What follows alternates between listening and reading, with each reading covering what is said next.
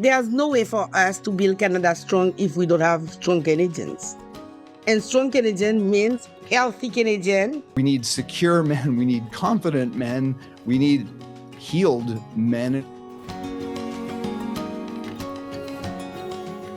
Hey, my friend, welcome back or welcome to the Don't Change Much podcast. My name is Mike Cameron, and I'm just a burnt out CEO who lost someone to needless violence. And now I run stupid long distances through the mountains trying to figure it all out. And I'm here with my co-host, Trevor Botkin. Trevor has spent his adult life in the trades, also trying to figure it out as a dude. Trev, how you doing, brother? I'm doing good, Mike. Really excited about this episode. I'm going to attempt something here. Bonjour, Madame le Minister. I'm super anxious that you respond in French, and then I don't know what I'm going to do, but very excited you're here. I had a wonderful morning. I woke up to a nice surprise. My shower. I don't deal with any of the detergent in my household, and my girlfriend had put a new body wash in there, a dark cherry and argan oil, and I found it quite delightful. It was a nice way to just start the day. Yeah. Oh man, look at this. We're just diving right in. So our guest today, if you guys haven't figured it out, is Canada's Minister of Health, Minister Marjorie Michel. We are so grateful to have you here. And you have just announced this year a new strategy for men and boys health. And yeah, we're, the Canadian Men's Health Foundation. That's kind of what we're about. So we're really looking forward to hearing some insights and perspectives from you. What was the reaction when that announcement first came out for you? And I know Trevor and I both had some pretty strong reactions when we heard that, but I'm curious what the reaction in the room was when that announcement came out. Well, so first, Mike, I have to correct you. I didn't launch the strategy yet. No. I launched the consultation. Right. Which will lend us to a strategy. We're optimistic that you are also going to announce a strategy. So I'm just ahead of myself a little bit. So the strategy will be released early fall. Nice. So we started the consultation, I think, end of January, online, with people sending also reports, organization, etc. We just closed the consultation on June 1st. So right now, my department and my team are wrapping up all the findings. We will have the What We Heard report coming out, I think, sometime in July. From there, we will build the strategy, and the strategy will be released, working with partners and to making sure that the strategy is answering some clear questions and addressing some clear gaps that men and boys feel living, right now. So just to say that I am not building a strategy just for a strategy. I am building a strategy because I would like the strategy to answer to some questions or to get more support for those men and boys who need specific support. So where it come from, maybe I can tell you why I came with this idea, because, I am the Minister of Health. I'm not a man. No. I never thought of doing that before becoming a minister. But you need to know that I am a Minister of Health. One of and people who know me know that I'm a very ground person. I like to go on the field. I like to talk with people. I think we can only do good policy when you speak with people living realities. So it's always a balance for me to talk with, the policy people and the real world. So when I landed as a minister, after the first parliamentary session, I started traveling across the country. After 4 trips, I said, oh my God, we have a problem there. Because every time I traveled, I met with organizations, and we were not talking about men's health or whatever. different thing. When I met with organization, the people were always flagging, oh, Minister, we have some problem. You men in trades, men in this. We have men. The word men, oh, my kids, my boy, my this. Every time it came back, went to Indigenous communities, same topic.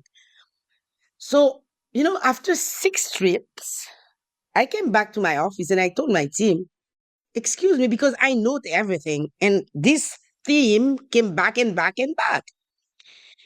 And I remember I told them, oh my God, everybody knows me as a very strong feminist, but I have to address another problem now. I have to address a man not feeling well. And people looked at me and they said, Minister, you going there? I said, yeah, I am the Minister of Health. And I feel if I see a problem, I need to address it, at least try. I had my meeting in October, my federal, provincial, territorial meeting with my counterparts in Alberta last year. It was not one of the topic because, of course, topic were prepared since a long time before. But at the end of the meeting, I told them I wanted to talk to them about something that was becoming a real preoccupation for me as a minister and as a person, but I didn't know what to do with it. But I cannot not talk about it. So, and I raised it. And I was very surprised of the reaction. The first answer was, oh my God, we never knew that somebody could have the courage to raise that.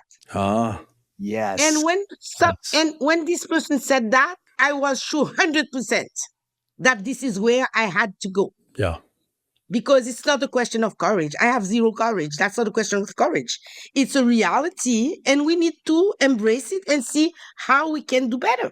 I love you already. Yeah. And on behalf of men everywhere, thank you. Yeah. Has there been a specific story or something that's come up in your travels and conversations that really stands out with you, that resonates? Yes.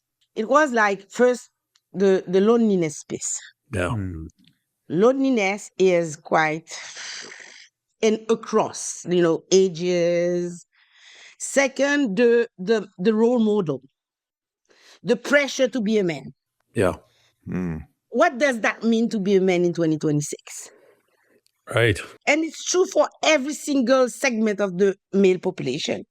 When you are 60 and you are used to another model in the 60s, 70s, and now you have to adapt. Something that came a lot, the model. So, the fatherhood and lack of model, the fact that they were telling them they were raised with the fact that, you're strong, you have to be strong. Yeah, it's a lot of pressure. Cope with life, blah, blah, blah. What I was looking to get from those consultations is to have really men and boys talking to us like bluntly, because there's no judgment there. Yeah. For example, as a Minister of Health, I'm also responsible for addictions.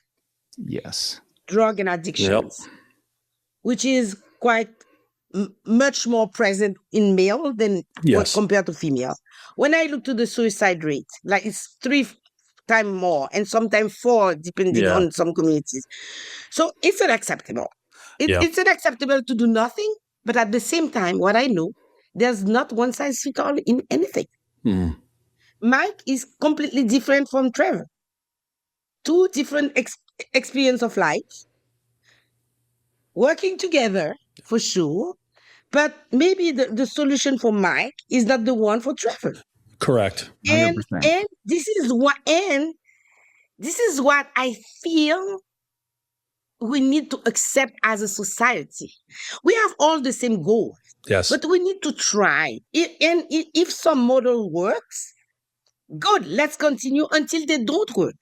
Yes. And sometimes you will put in place something and you will need to adapt it. Adapt and change. I think what happened, people like to always be right. You know, I was right. Yes. There's no right and wrong. And I think men particularly, and unfortunately their boys, have been raised to be right. Yes. To be strong. Right. That's exactly right. I love what you're saying, Minister. And it is not surprising, but I can see how it turned heads after 20 years of advocating for women and making sure they're present in rooms they need to be in. I do think this is a women's health issue, though, too. Every one of those suicides is a lost brother or son or father. So a lot of broken up families. I know my personal experience struggling with my mental health and addiction for many years. My partner will tell you, having me in her life now as a continuing to heal man, having gotten the help I needed, is a completely different experience, night and day from when I was in addiction and struggling with my mental health.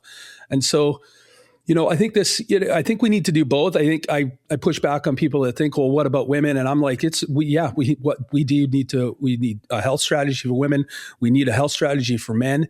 And you can't deny the obvious intersections between those two, because they're costing men their lives, and it's also costing women their lives and families. We need to stop putting things like in opposites. Yes. Yeah, it's not an either or, it's a both and. I have a new line. I can walk and chew at the same time. Yes.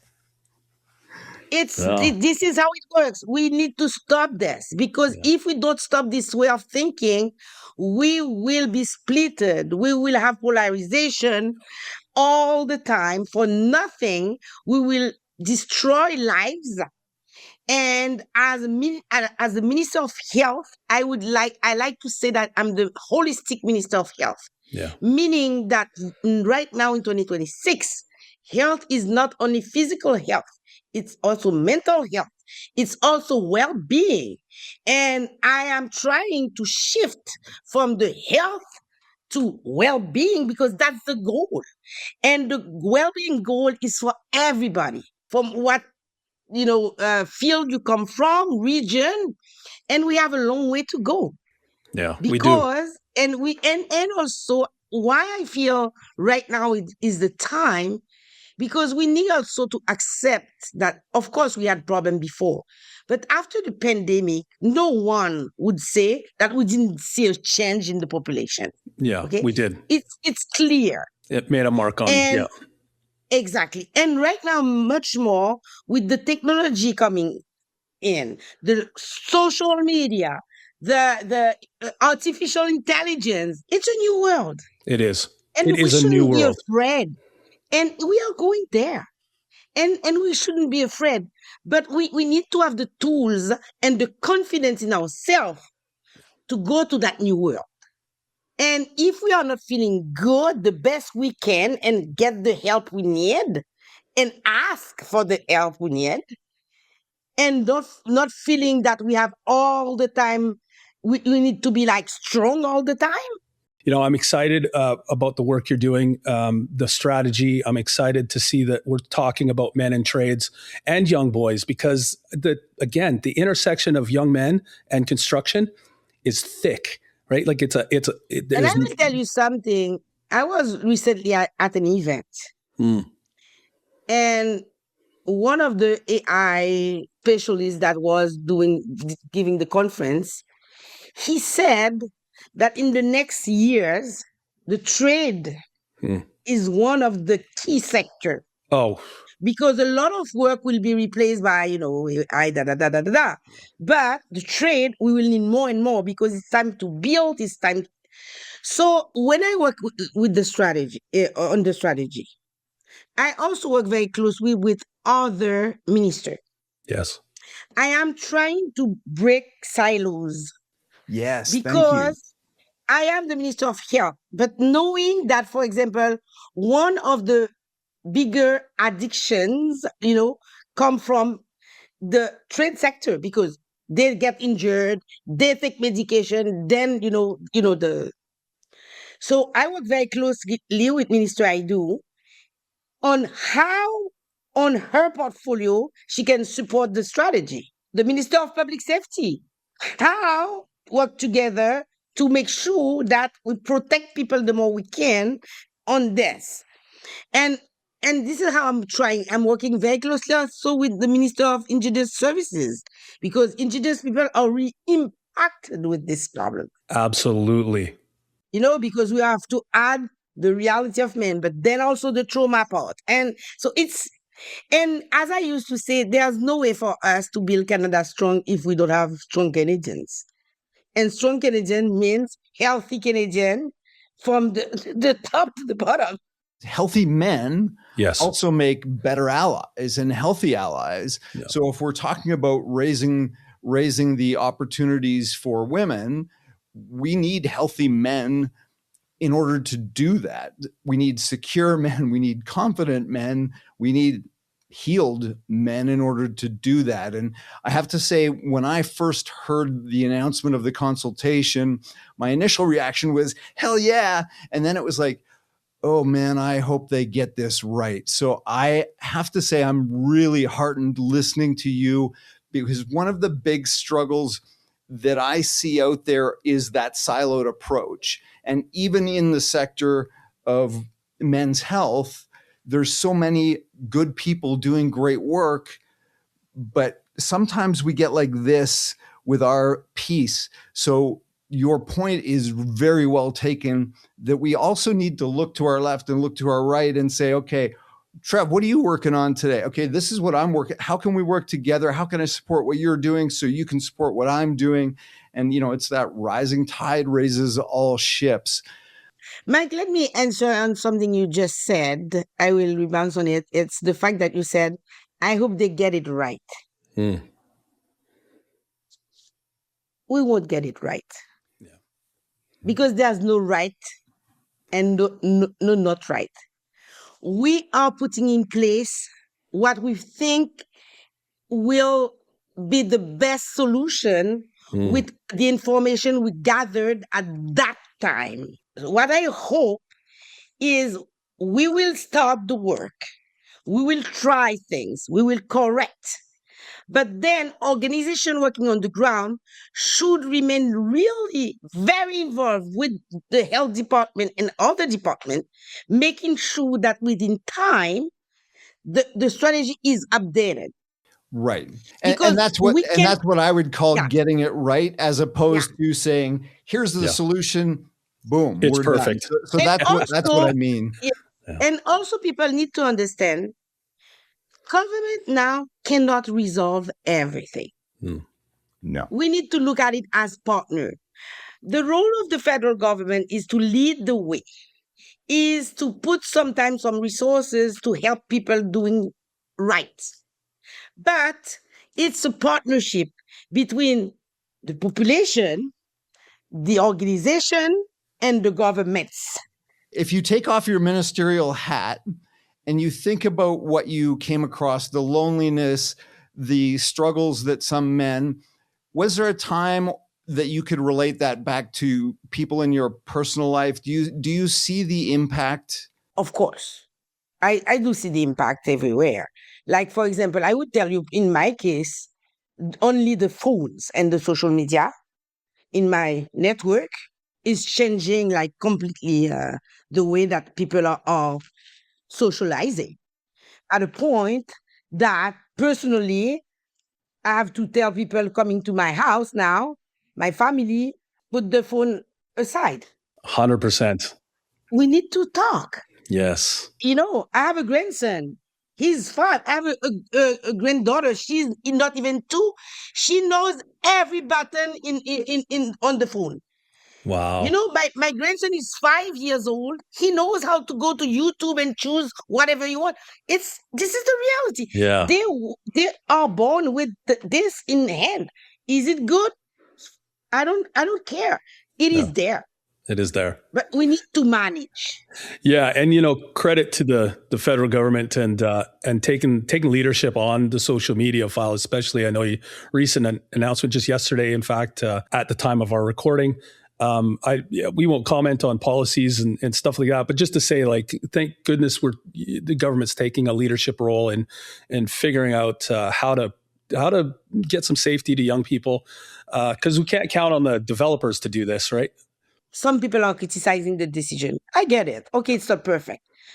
This is our role. We need to signal something. We cannot responsibly. You cannot let it go. After talking with doctors, with families, and even with young people. I got to say, Trevor, I really wish we had a minister that was a little more excited about her portfolio. Hey, yeah, holy smokes! This obviously no passion at all. Yeah, this just is phoning fabulous. Phoning it in. Yeah, Minister. No, this You know is great. why? It's not. I don't know if it's because of the portfolio, but I have to admit, people are my passion. Yes, I love people. I don't care who you are, where you come from, what's your past, not your past. I think everyone has something to give and something to share and needs something from somebody. If not the case, no reason to live. But life is fantastic when you have people you can count on, when you have people not judging you, when you have at least a friend to understand that you fall down but you can, I always tell my daughters, for example, that I will not protect them. I can't protect them. I'm trying to make them strong enough to know that they will fall, that they will hit a wall in their life. There's no doubt. I hit mines. But I want to see if I can strengthen them enough when they hit the wall, then they can say, oh, okay, let me take a breath and let me start again. Because this is life. That is life. And to find people they can count on, I said, don't count on me. I am already your mother. That's done. Find other, other friends, adopted mothers, cousin, whatever. It's I built my life having so many people that are so significant for me. Yeah. My parents died, but I have a couple right now that I consider they are 90 years old. But I consider them like my parents right now because they support me and I support them. Perfect. And it's really like this is what gives you purpose, because this is the word. To live this life, you need purpose. And everyone needs to find its own purpose. Yeah, we get to decide what that is for ourselves. Don't sit around waiting for it to come to you in some godly moment. Oh, Minister, I so wish we had more time with you. Yeah. I would give you the last couple of minutes here. What message would you like our viewers, men, the people that love the men, what message would you like for them to walk away with? My only goal is to do what I can to make boys and men feeling well in their shoes. We have different sizes of shoes, different models, but being fine in their shoes and feel that they are valued and that they are an asset for their family, the society, etc. Because I deeply know that somebody who is struggling is mad, doesn't like itself, and will not do good to the society. No. That is true. So seek help is not a weakness. No. Seek help when you feel or when somebody tells you, oh, Mike, I feel you maybe need to consult somebody because I feel you are really mad and, doing things that don't push back. Because you have loved ones that are looking what you can't see yourself because you are in it. We all have to have the humility to know that we are just men and women. Yes. With our struggles, our fantastic sides, because we are fantastic people, all of us. Yes. And that we need at some point in our lives, maybe, somebody to support us. So, and then I know people will say, well, but when I need help, I cannot find it. You cannot find it maybe from your provincial government, but go to organizations. You have many, many foundations across the country. Yeah. create one. Create one. Yeah. Peer support group, blah, blah, blah. Yesterday, I went to it was Father's Day on the Hill because we are going to Father's Day Yes. on Sunday. And please give me the opportunity to say to all men who are fathers, happy Father's Day. I know it's tough, but it's a marvelous thing, It to be a is. father. As I will tell you, I'm a mother. It's tough to be a mother, but it's a Yes. marvelous thing. But I would say I was there yesterday at the event, and there was a lot of organization, Yeah. a lot across the country. And I even told MP Generu, who was the one sponsoring this event, I said, you should start a peer support group in Parliament for men. Because I strongly feel Yes. that men need to chit-chat between themselves without women there. As Yes. as I love to chat with my girlfriend. Yeah. That doesn't mean that I don't like men.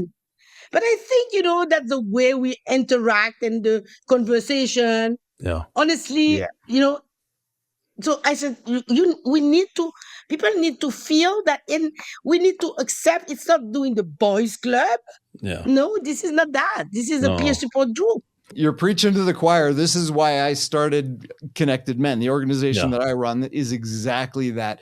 And Trevor, I got to say, I don't know if I've ever fallen in love with a health minister before, but this may be a first. Yeah, absolutely. This has been a riot, and just great to get to know you and about the work you're continuing to champion and drive forward. I really appreciate it. And I'm building a peer support network for the skilled trades called Muster Point currently. Maybe I'll have to talk to you about branching into Parliament Hill, and we'll build the model and have that supported as well. Exactly.